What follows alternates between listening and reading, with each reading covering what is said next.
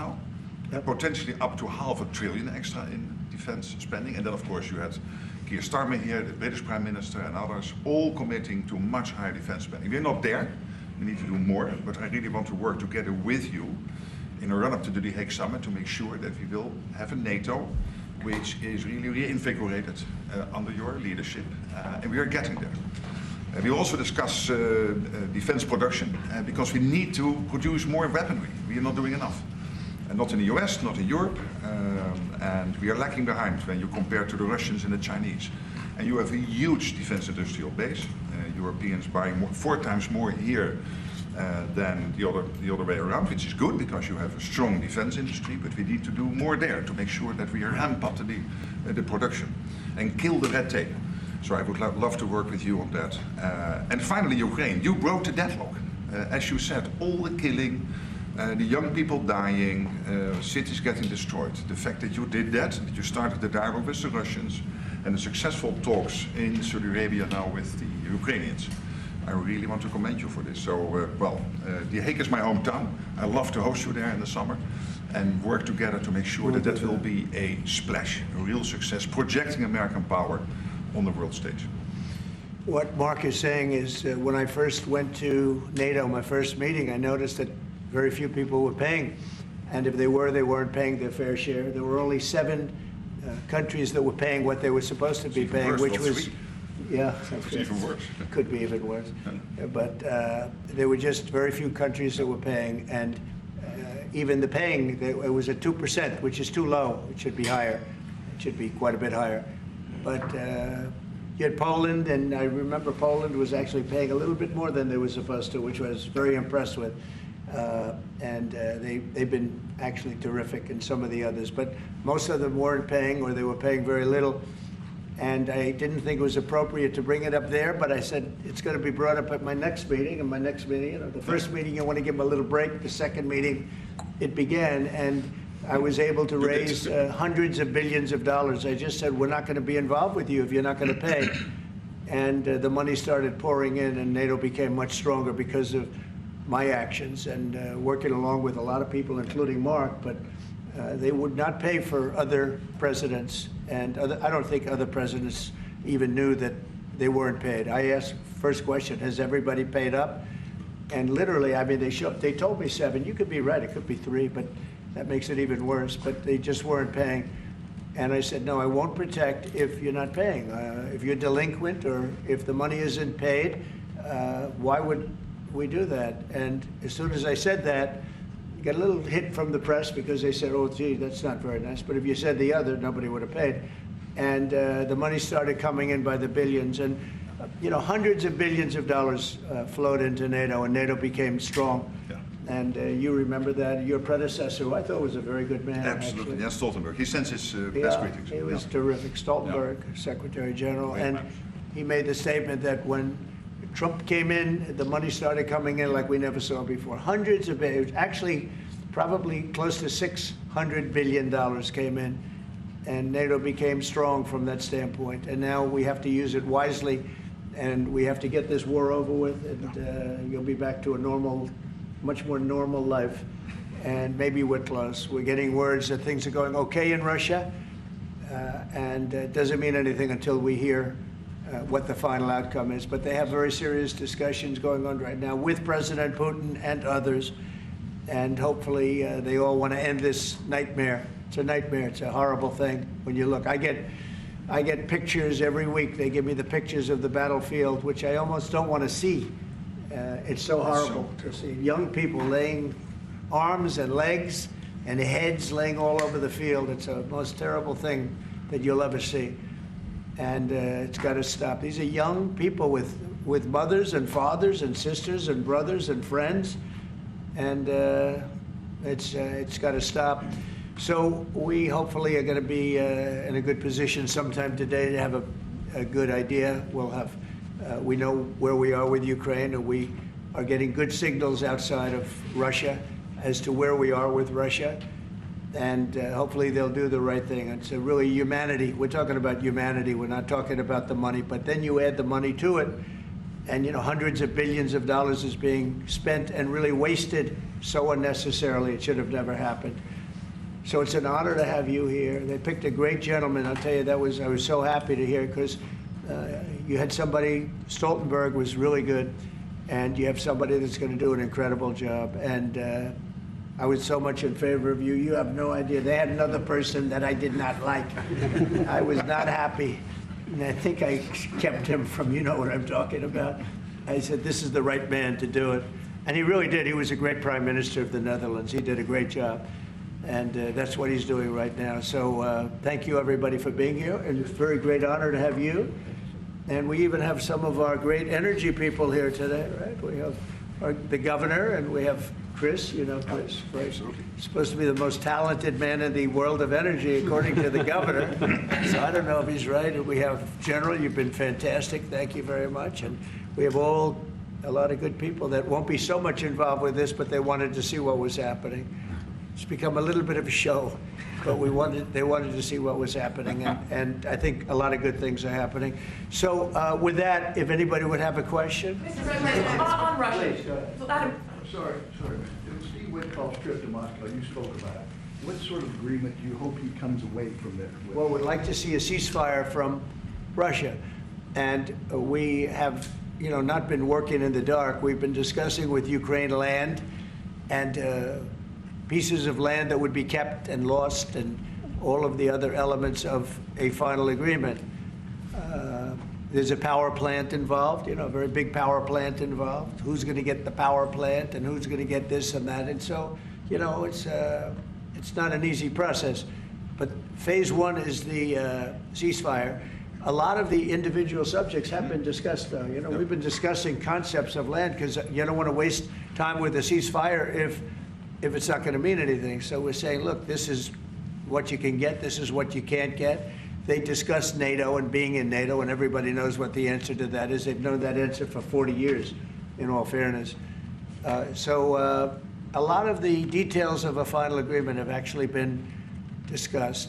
Now we're going to see whether or not Russia's there, and if they're not, it'll be a very disappointing moment for the world. Yeah. Vladimir Putin just said he is open to a ceasefire, but he does still have some concerns. He suggested that you two should speak directly. Do you have plans to speak to him soon? If so, when? Are you confident you can get this across the table? Sure. He did say that today. It was a very promising statement, because other people are saying different things, and you don't know if they have anything to really, if they have any meaning, or I don't know. I think some of them were making statements. I don't think they have anything to do with it.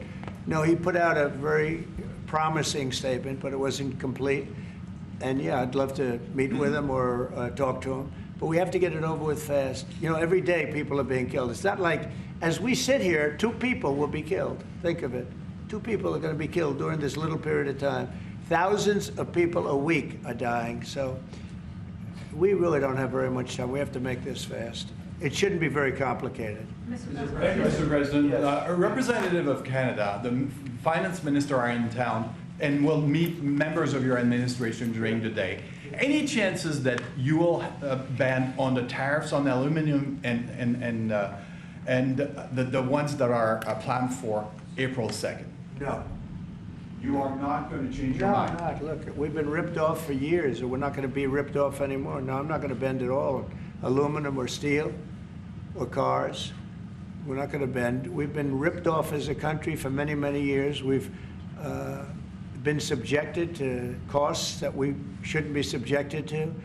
In the case of Canada, we're spending $200 billion a year to subsidize Canada. I love Canada. I love the people of Canada. I have many friends in Canada. The great one, Wayne Gretzky, the great. Hey, how good is Wayne Gretzky? He's the great one. But we have, I know many people from Canada that are good friends of mine. But, you know, the United States can't subsidize a country for $200 billion a year. We don't need their cars. We don't need their energy. We don't need their lumber. We don't need anything that they give. We do it because we want to be helpful, but it comes a point when you just can't do that. You have to run your own country.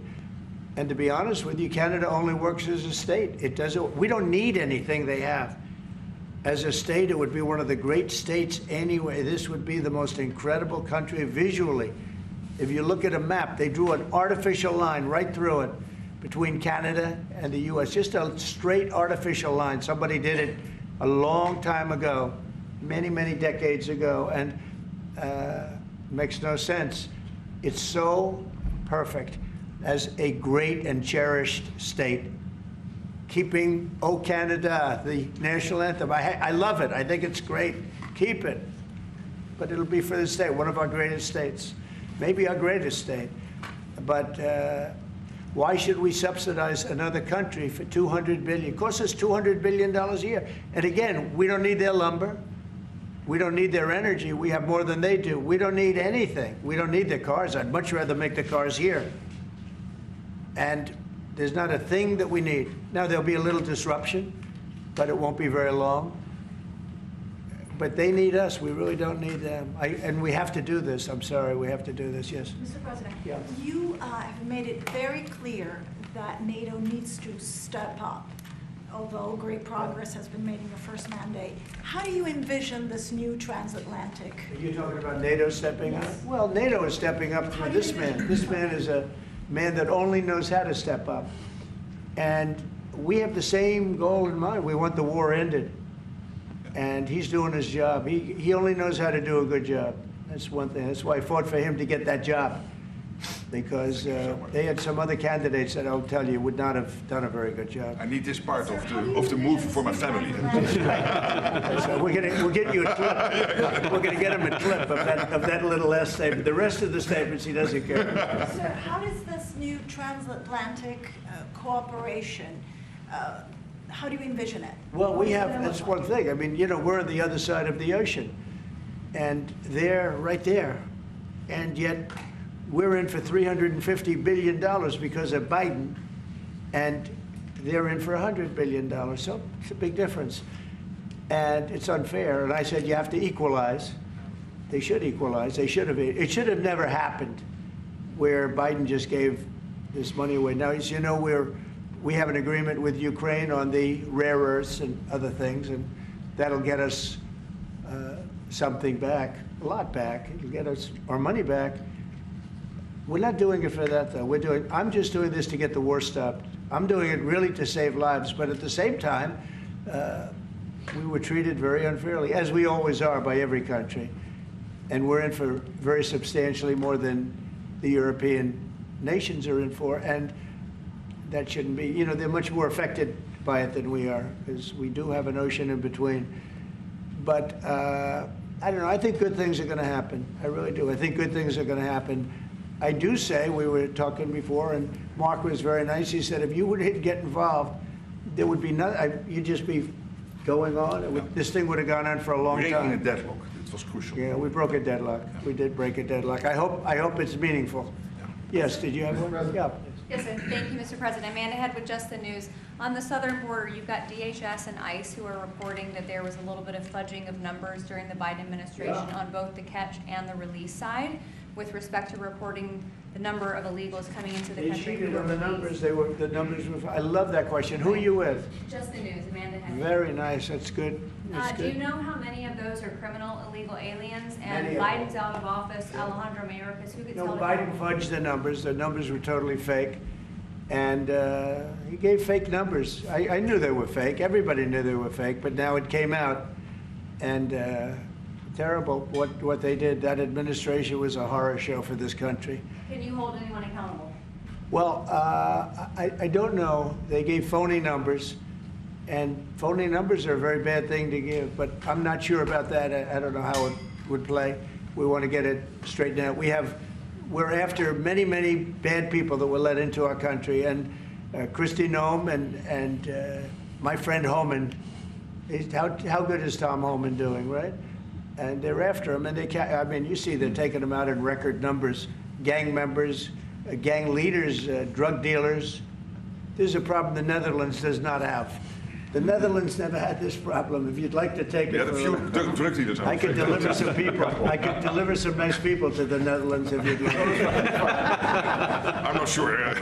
No, what he did to this country, letting 21 million people flow through an open border, many of those people were hard criminals from prisons and jails, from mental institutions, and I always say insane asylums because they were seriously deranged.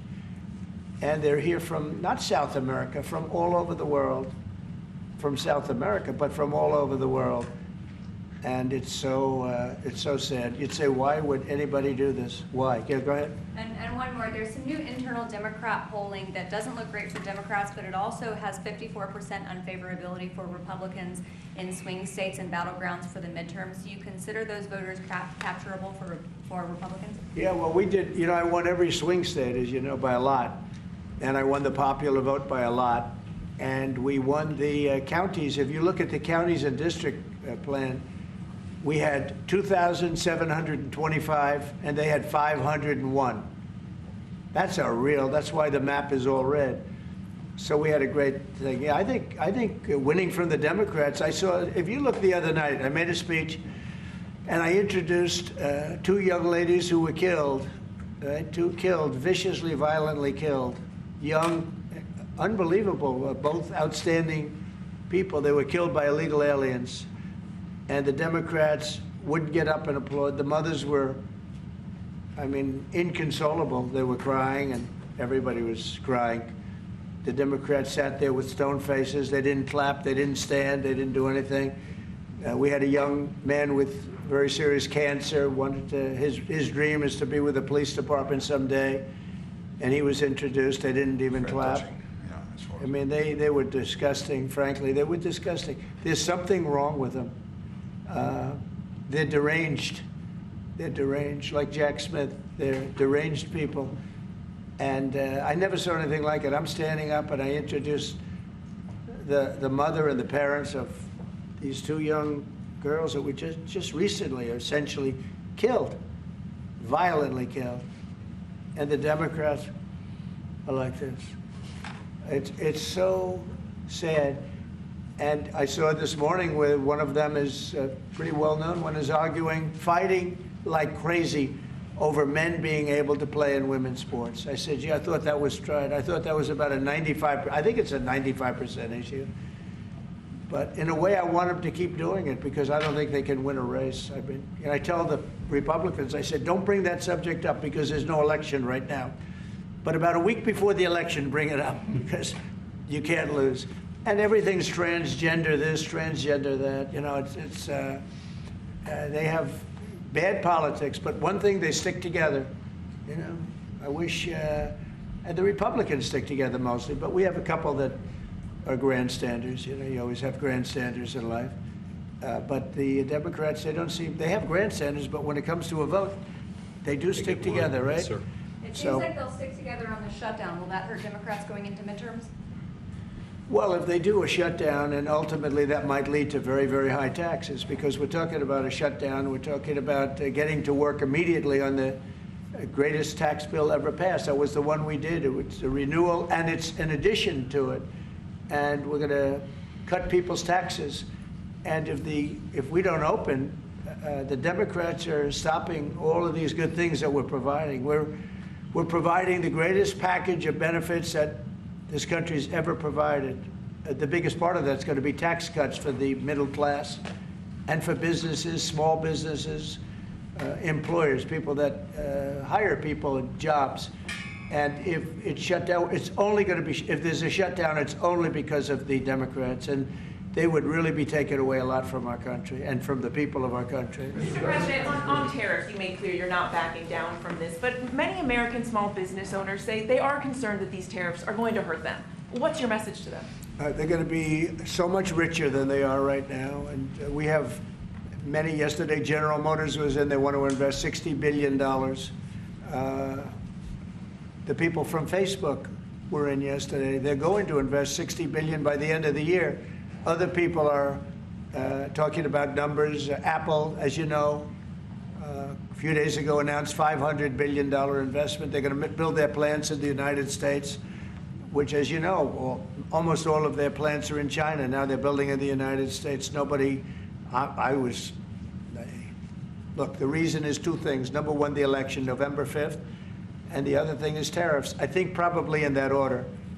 But Tim Cook came in and he announced it's Think of it, 500 billion, not million. 500 million's a lot when you think about it, right? But I would have been happy with 500 million, but it's $500 billion investment by Apple in the United States. And that's because of the election result, and it's because of the tariffs and the tax incentives too, you know, tariffs and tax incentives. And I've never seen anything like it. We have plants going up now in Indiana. We have plants going up in Michigan. A lot of plants going to be planned from, I'm trying to steer them to Michigan because Michigan got so badly beaten by, you know, what happened with Europe. You know, if you look at Europe, take a look at the EU. We're not allowed to sell cars there. It's prohibitive because of their policies and also their non-monetary tariffs. They put obstacles in your way that you can do nothing about. But if you take a look at what happens, so we sell no cars to Europe. I mean, virtually no cars. And they sell millions of cars to us. They don't take our agriculture, we take their agriculture. It's like a one-way street with them. The European Union is very, very nasty. They sue our companies. Apple was forced to pay $16 billion on a case that, very much like my cases that I won. They shouldn't have been even cases, but we felt they had no case, and they ended up having an extremely favorable judge and decision. But they're suing Google, they're suing Facebook, they're suing all of these companies, and they're taking billions of dollars out of American companies, many more than the ones I just mentioned. And I guess they're using it to run Europe or something. I don't know what they're using it for, but they treat us very badly. China obviously treats us very badly. Almost everybody does, and I blame past presidents, to be honest, because when I was president, we received so far about $700 billion from China over the years on the tariffs that I put in. No other president got 10 cents from China. And that was only beginning, except for COVID. I would have been able to finish the process, but we had to fight the COVID thing, and we did really well with it, but we had to fight. And then we had actually, as you remember, Mark, we actually handed over the stock market. It was higher than just previous to COVID coming in, which was sort of a miracle, frankly. We did a good job. But the tariffs are very important. And I think the psychology, there's great spirit. When Mark came in, he said, congratulations, there's a whole new spirit, there's a whole new light over this country, and really over the world. Because you have somebody that, a whole group of people, really, because I talk about this whole group, that we know what we're doing. And a lot of great things are happening. But I've never seen investment like this. Trillions of dollars is being invested in the United States now that would have never, our country could have failed. Another 4 years of this, what happened in the last 4 years, our country would have been a crime-ridden mess. And I don't know if you noticed, little thing they call it, but it's not a little thing if you like eggs and you don't have a lot of money. Eggs have gone down 25% in the last couple of weeks. We inherited that problem, eggs. Groceries have gone down a little bit. Energy's gone down. Do you want to speak to that for a second, Governor? Would you just say a couple of words, you and Chris, about energy, what's happened? Well, happy to, but I think that Chris and I just came from CERAWeek, which is the largest conference in the world, so global leaders, people from the EU, officials from all the energy producing countries, all there, and all the global nationals, all the US. The spirit of that group is through the roof, because now they realize that in the United States that President Trump's policies are pro-developing more energy, as opposed to we're trying to shut down energy, and that pro-growth, pro-business, pro-energy approach is giving people the optimism. So then the markets are reacting to that, and energy prices on the futures market are going to go down because people know we're not going to be killing off the energy we need for prosperity in all of our countries, but also for peace. Because people have used energy to fuel these wars that President Trump is working so hard to end. And we know that high energy prices were driving the inflation that he talked about.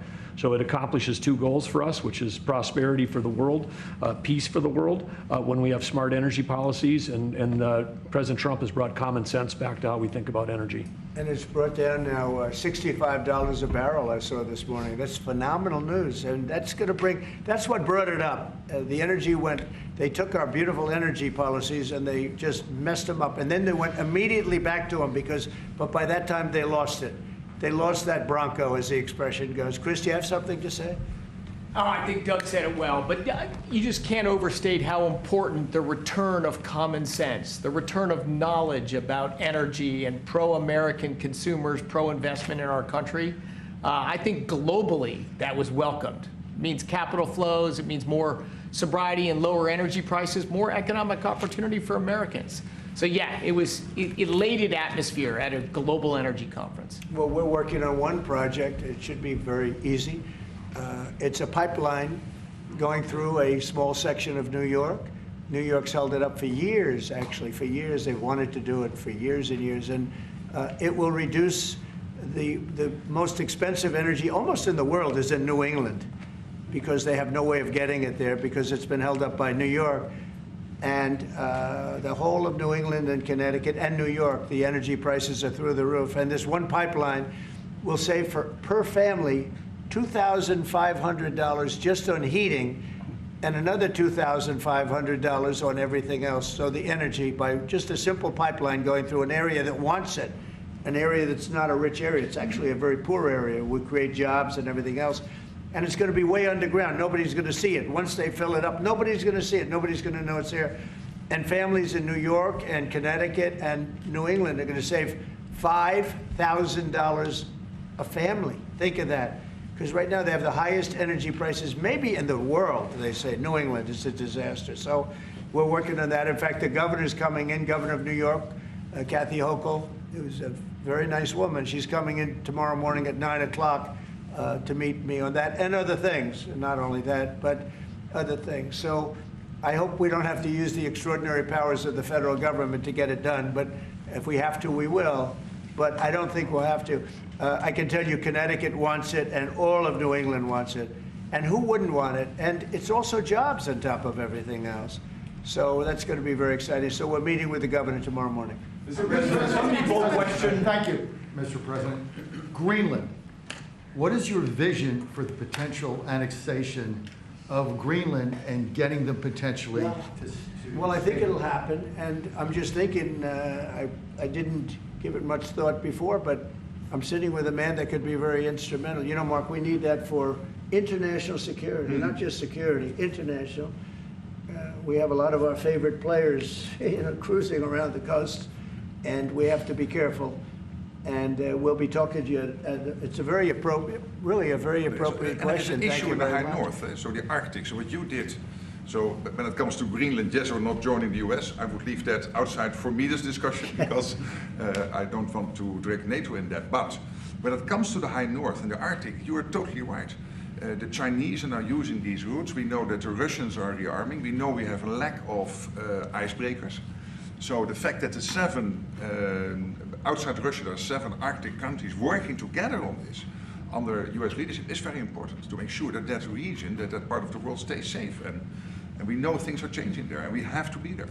Well, we just had an election there the other day. Do you see a referendum, a plebiscite, where the people of Greenland would be in a position to decide if they want to become part of the United States? Yeah, it was a good election for us, as you know. It was not a referendum. It wouldn't be called that. It was an individual election. But the person that did the best is a very good person, as far as we're concerned. And so we'll be talking about it, and it's very important. Mark mentioned the word icebreaker. So we've ordered, we're in the process of ordering 48 icebreakers. And Canada wants to know if they could use them. I said, well, you got to pay for them. Think of it, Canada. We pay for their military. Canada pays very little for their military because they think we're going to protect them. But even with the icebreakers, so we're going to order 48, and Canada wants to be part of the deal. I say, you got to get your own icebreakers. I mean, if you're a state, you can be part of the deal. But if you're a separate country, you've got to get your own icebreakers. Russia, as you know, has about 40 of them. And we have one big icebreaker. But that whole area is becoming very important. And for a lot of reasons, the routes are, very direct to Asia, to Russia, and you have ships all over the place, and we have to have protection. So we're going to have to make a deal on that, and Denmark is not able to do that. Denmark's very far away and really has nothing to do. What happens? A boat landed there 200 years ago or something, and They say they have rights to it. I don't know if that's true. I don't think it is, actually. But we've been dealing with Denmark, we've been dealing with Greenland, and we have to do it. We really need it for national security. I think that's why NATO might have to get involved in a way, because we really need Greenland for national security. It's very important. You know, we have a couple of bases on Greenland already, and we have quite a few soldiers, and maybe you'll see more and more soldiers go there. I don't know. What do you think about that, Pete? So, don't answer that, Pete. Don't answer that question. But we have bases, and we have quite a few soldiers on Greenland. Because it's a simple question, your commitment to NATO. Will anything change? Your commitment to NATO. Will anything change? Same amount of money? Well, I think they same made number a of great troops? step by putting Mark in charge. I think, to me, that's a great step, because he and I have seen eye to eye on everything for a long time. We've been doing this a long time now. 9 years now. And so that's a great step. You have to keep NATO strong. You have to keep it relevant. But the biggest thing we have to worry about right now is what's going on right now. I think the rest is going to take care of itself. I don't see this happening. This was a fluke. This was something that, if we had a competent president, it would not have happened. The man was grossly incompetent. All you have to do is take a look at, he signs by AutoPen. Who was signing all this stuff by AutoPen? Who would think you signed important documents by AutoPen? You know, these are major documents you're signing. You're proud to sign them. You have your signature on something. In 300 years, they say, oh, look, can you imagine? Everything was signed by AutoPen, almost everything. Nobody's ever heard of such a thing. So, should have never happened. Tomorrow with the Justice Department about law and order, could you tell us a little bit about that? Yeah, we're going to be with the Justice Department. We have a great Justice Department. Pam Bondi is so fantastic, and Todd Blanche, and Emil, you got to know him a little bit. He was acting for a little while. And some other people are incredible in the Justice Department, and I consider the FBI to be a part of it in a sense, and Cash is going to be fantastic, and all the people. Dan Bongino, I love that. I mean, I love that. I think Dan is great. I think we have unbelievable people. And all I'm going to do is set out my vision. It's going to be their vision, really, but it's my ideas. And basically, we don't want to have crime in the streets. We don't want to have people pushed into subways and killed, and then the person that did the pushing ends up in a 15-year trial and gets off scot-free. We want to have justice, and we want to have safety in our cities as well as our communities. And we'll be talking about immigration. We'll be talking about a lot of things, the complete gamut. So I look forward to that. That'll be tomorrow at the Justice Department. Mr. President, you're a man of peace. You said it several times, and you made it very clear. A man of peace dealing with belligerent people. Yeah. And I'm thinking, we saw how you handled Zelensky in this very own room. What is your leverage on Putin? Are you thinking sanctions? What if he refuses to? Well, I do have leverage, but I don't want to talk about leverage now, because right now we're talking to him, and based on the statements he made today, they were pretty positive, I think. So I don't want to talk about that. I hope Russia's going to make the deal too. And I think once that deal happens, you're never going to be in a process. I don't think they're going back to shooting again. I really believe if we had if we get a peace treaty, a ceasefire treaty, I think that leads to peace. That's going to really lead to peace. I don't think anyone wants to go back. They've been doing this for a long time, and it's vicious and violent. And I think if President Putin agrees and does a ceasefire, I think we're going to be in very good shape to get it done. We want to get it over with. That's why it was very important what I instructed everybody, including Steve, what we're looking for, to discuss concepts of land, concepts of power plants, because it's complicated. You know, you have you're sort of creating the edge of a country. The sad part is that country, if this didn't happen, and it wouldn't have happened, I don't know if they would have to give anything back. I guess Crimea, you know, I said it last time, Crimea was given by Obama. Biden gave him the whole thing, and Bush gave him Georgia. And Trump didn't give him anything. I gave him You know what I gave them? I gave them javelins, and the javelins were very effective, as you know. I gave them nothing. 2019. And then also, if you take a look, I was the one that stopped the pipeline going into Europe. It was totally stopped. Nord Stream 2, nobody ever heard of Nord Stream 2 before I came along. But I got along very well with President Putin. I got along with most of them. I get along great with President Xi. I got along great with Kim Jong-un. I got along great with all of them. And we had no wars. We had no problems. We wiped out ISIS in record time. General Raisin Kane, and he wiped them out. And he was going to be our new chief, right? He's going to be the head of Joint Chiefs of Staff. And he's a highly respected man. He's going to be great. Pete's going to be fantastic. I have no doubt about it. We have a great team, really great team. Yeah, please. Go ahead, please. Mr. President, some of our allies have said that they're worried that they could be the next to be attacked by Russia. You've spoken directly with the Russian president. Yeah. Do you think those fears are justified? No, I don't. I think when this gets done, it's done. They're going to all want to go home and rest. I don't see it happening. Nope, I don't see that happening. And we'll make sure it doesn't happen.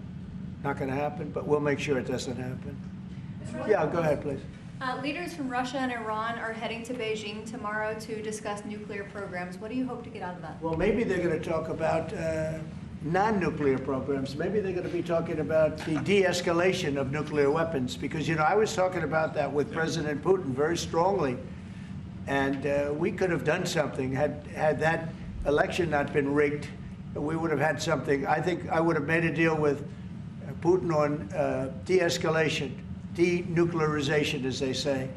But we would have de-escalated nuclear weapons, because the power of nuclear weapons is so great and so devastating. And right now, Russia and us have by far the most, but China will catch us within 5 years. China doesn't have, but they're in the process of building, and they build.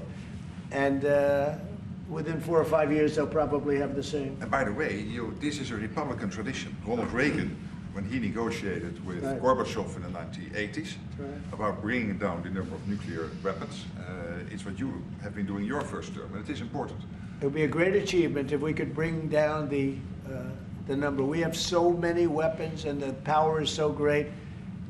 And number one, you don't need them to that extent. And then we'd have to get others, because, as you know, in a smaller way. Kim Jong-un has a lot of nuclear weapons, by the way, a lot.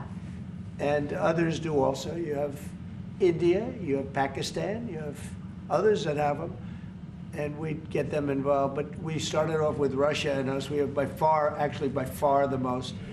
And we were going to denuclearize. And that was going to happen. And then we were going to China. And I spoke to China. I spoke to President Xi about it. And he really liked the idea. You know, he'd like not to spend trillions of dollars building weapons that hopefully he's never going to have to use. And because they are very expensive also. So that would have been great. Okay, one or two more. There's been tension in the... Thank you.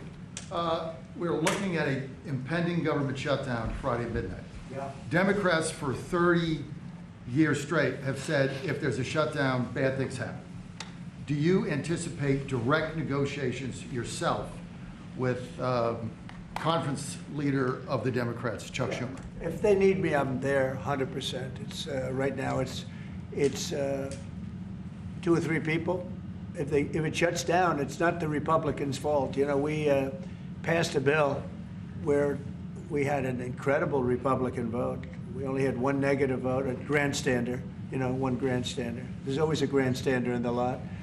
But it was amazing. People were amazed that the Republicans were able to vote in unison like that, so strongly. If there's a shutdown, even the Democrats admit it'll be their fault. And I'm hearing a lot of Democrats are going to vote for it, and I hope they do. This is an extension.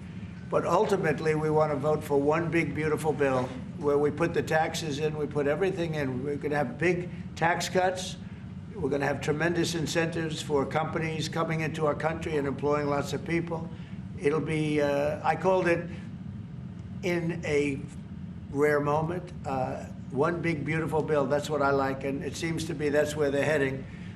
And we'll have to take care of something to do with Los Angeles. A place called Los Angeles almost burned to the ground. By the way, I broke into Los Angeles. Can you believe it? I had a break-in. I invaded Los Angeles, and we opened up the water, and the water is now flowing down. They have so much water, they don't know what to do. They were sending it out to the Pacific for environmental reasons. Okay, can you believe it? And in the meantime, they lost 25,000 houses. They lost, and nobody's ever seen anything like it. But we have the water. I'd love to show you a picture. You've seen the picture. The water is flowing through the half pipes. You know, we have the big half pipes that go down. Used to, 25 years ago, they used to have plenty of water, but they turned it off for environmental reasons. Well, I turned it on for environmental reasons and also fire reasons. But and I've been asking them to do that during my first term. I said, do it. I didn't think anything could happen like this, but they didn't have enough water. Now the farmers are going to have water for their land, and the water is in there. But I actually had to break in. We broke in to do it because we had people that were afraid to give water. They were, in particular, they were trying to protect a certain little fish. And I said, how do you protect a fish if you don't have water? They didn't have any water, so they're protecting a fish. And that didn't work out too well, by the way. So they have a lot of water going down throughout California, all coming out from the Pacific Northwest, even some from Canada. Thank you, Canada, very much. I appreciate it. Next thing you know, they'll want to turn the water off. They want to charge us for the water. But it comes up from the Pacific Northwest, and it's a beautiful thing to see. I mean, it is brimming with water. Now, if they would have had that done, you wouldn't have had the damage because the fire would have been put out. The fire hydrants would have been loaded. The sprinklers in people's living rooms and bedrooms would have been loaded up with water. They had no water. The government makes them put sprinklers, and they had no water in the sprinklers because they had no water. So the water is flowing, and we're going to have to give a lot of money to Los Angeles to help them. And the Democrats are going to want to do that. So that's the one thing different. And frankly, I think that makes it a lot easier. But one of the big thing is we have the big, beautiful bill. We got to get that done. And that will put our country in a position like it's never been. It's a reduction of taxes. It's tremendous incentives for companies to come from all over the world into our country. It's great environmentally, but it's not this environmental scam that we went through, that we all went through. It provides for everything. It's a big, beautiful bill, and I hope we can get it approved, and that'll be next. But in the meantime, we have the continuing resolution, and the Republicans have approved it, and now the Democrats have to approve it, and I hope they will. And I think a lot of them, I can tell you, they want to. I've spoken to some of them. They really want to. Their leadership may not want them to. And if it closes, it's purely on the Democrats. One more? On Korea, sir, we've seen tension increasing in the peninsula. You've talked about Kim Jong-un. Do you have any plans of re-establishing the relationship you had during the first mandate? Well, I would. I had a great relationship with Kim Jong-un, North Korea. If I wasn't elected, if Hillary got in, you would have had a nuclear war with North Korea. He expected it. He expected it. And they said, oh, thousands of people. No, millions of people would have been killed. But I got in. We went to Singapore, we met. We went to Vietnam, we met. We got along really good. We had a very good relationship, and we still do. We still do. You don't have that threat that you had. I mean, look, when I was running the first time, it looked like there was going to be a war with North Korea. You know that better than anyone. Tensions were high. Yeah. And everybody it started was startled that you invited him for talks. Right. But you did. It started off very rough. Yeah. And he wouldn't meet with Obama, wouldn't take his calls. I said, how many times did you call? They called a lot. He wouldn't take their call. He told me I wouldn't take his call. But with me, it did start off rough, if you remember. Very rough, actually, very nasty. There was a Singapore? And yeah, but then, no, before that, then it stopped. The rhetoric was extremely tough. It was... you had a speech in the UN, I remember. Yeah, that's right. It was a little bit dangerous. And then we met. They asked for a meeting, and we met. And the meeting caused the Olympics, which was in South Korea, to become a tremendous success. Nobody was buying tickets for the Olympics because they didn't want to be nuked.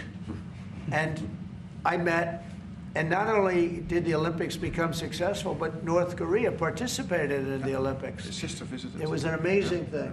And that was something that was an achievement of the Trump administration, great achievement. And so I have a great relationship with Kim Jong-un, and we'll see what happens, but certainly he's a nuclear power. Okay? Thank you very much, everybody. Thank you. Thank you very much. Thank you very much. It is now the official document that you spend more time as the minister your predecessor. It's really no. Well, I would say You just passed the threshold. I think just now. Just now, I think. Just now, I spent more time than the rest of 4 years. Well,